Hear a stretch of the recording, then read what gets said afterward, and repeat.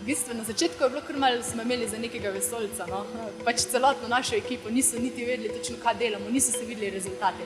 Ampak zdaj, ko se je pa to obdobje 3 let že obrnalo, pa se že nekaj kaže tudi v proizvodnji.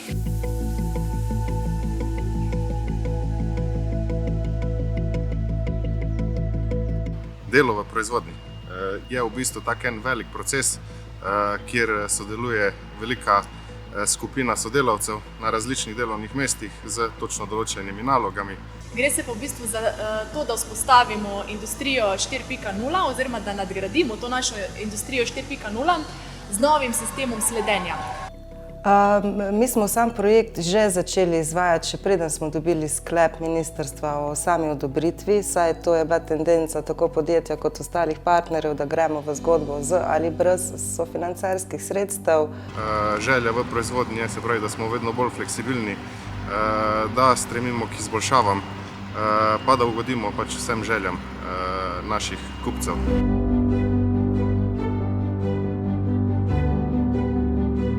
Šlo je bolj za to, da se je kako orodje dalo na kako polico, na kak regal, ki ga pa niso najdli takoj. Moramo vedeti, da imamo mi tule 4 proizvodnje. Gre, samo je pač časa ti pa vzame velika, stroje, orodje je velika in to je analitike polker. Predvidena tehnologija ob sami prijavi je bila druga, vendar se je tekom same izvedbe projekta pa na trgu pojavila popolnoma nova tehnologija, ki pa je finančno sicer malček dražja, ampak potem se tu iščejo druge rešitve. Mi moramo vedeti, da okolja, kot so proizvodnje, so izjemno zahtevne.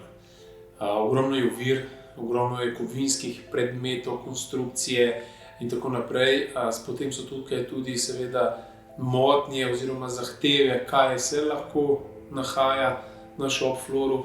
In na sami lokaciji smo ugotovili, da tehnologija, ki smo jo imeli v prejšnjih projektih, ki smo jo uporabili, to je bila Bluetooth tehnologija za to vrstno zadevo, za to vrstno proizvodno, za take stroje ne bo dovolj natančna. Tako da smo posegli čisto po novi tehnologiji Ultra Wideband, ki da bolj natančne rezultate, določi mikrolokacijo v proizvodnji, kar se mogoče trenutno zdi, da ni toliko potrebno za orodja, ki so dosti dimenzionalno večja, ampak gledam tudi malo v prihodnost, kaj lahko v prihodnosti s to tehnologijo naredimo.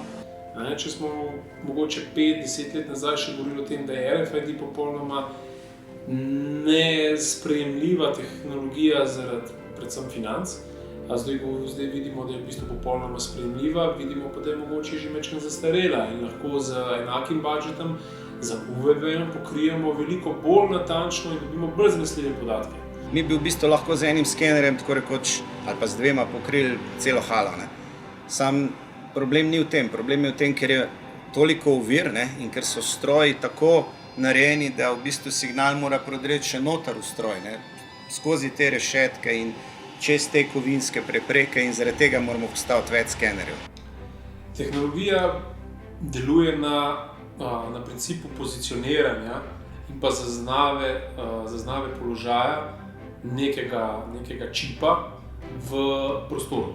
Ta čip se potem namesti ali na orodje, ali na neke viričarje, ali na neke transportne enote, kot so paleta, vozički in tako dalje.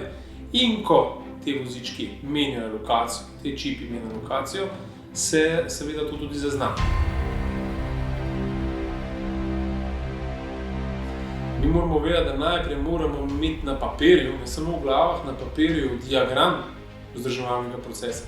Vse možne procesne poti. Šele na to se lahko lotimo digitalne transformacije. Ker če mi še na papirju ne poznamo, teoretično ne poznamo procesa, potem ga bomo zelo, zelo težko digitalizirali, oziroma tisto, kar bomo naredili, bo nek približek. Zato smo mi tudi skupaj z ekipo pogledali, do kakšnih scenarijev ponavadi prihaja. Od tega, da se dvigalo vozi gor dol, do tega, da se orodja prestavljajo, da imamo različne vrste orodij. Mi v bistvu nimamo samo ene dimenzije, pa ene vrste orodij. Imamo tudi orodja, ki se okrog vrtijo, milijon nekih scenarijev in to zdaj želimo čim bolj pretestirati. Prvi vtisi na včerajšnje dogajanje in današnji so, bom rekel, fenomenalni. Vse, kar smo preizkusili v podjetju z UVB tehnologijo in sledenje orodij, je bilo skladno s pričakovanjem. rezultati so več kot odlični. Videli smo, da dejansko lahko na prostoru pol metra vidimo, kako se en tek premika.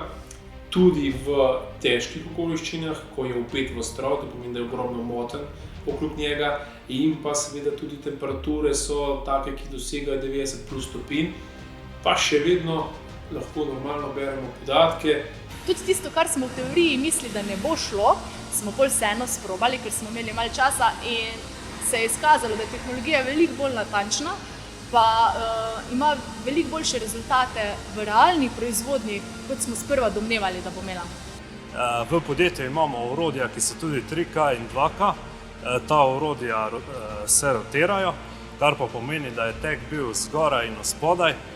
In ko je bil v spodnjem položaju, ima veliko omejitev glede kovin in strojev, ampak ga je vseeno zaznalo dobro.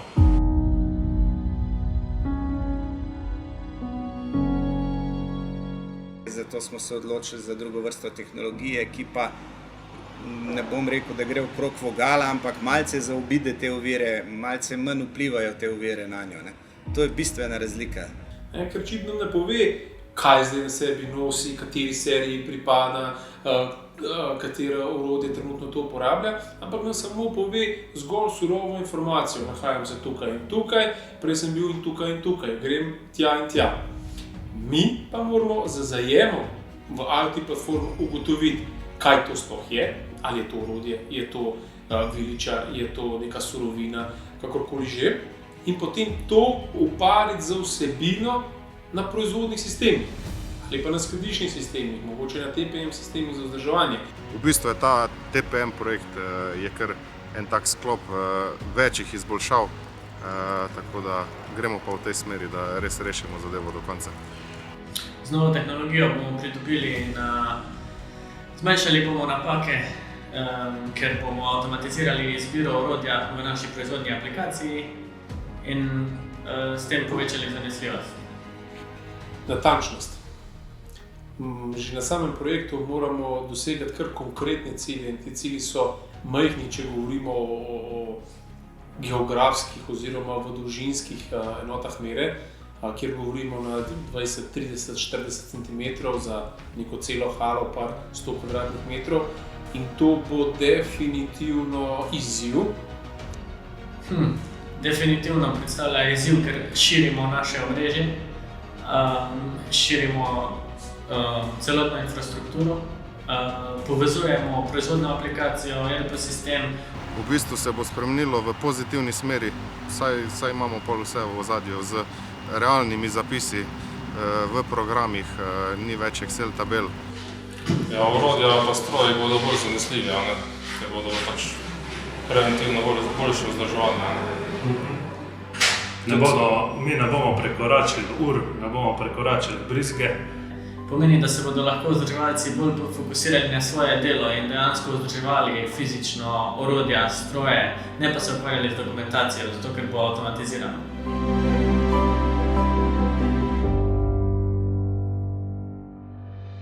Tukaj računamo tudi predvsem na ta prva podjetja, na plastiko skaza, na več takih plastik skaz, da bi lahko delili svoje dobre prakse in s tem nekako pomirili investitorje, da je to dobra tehnologija, ki prinaša dodano vrednost, ni to luknja brez dna, v katero se samo vlaga in vlaga, pa da bodo dejansko tudi nazaj poslovno gledano nekaj dobili.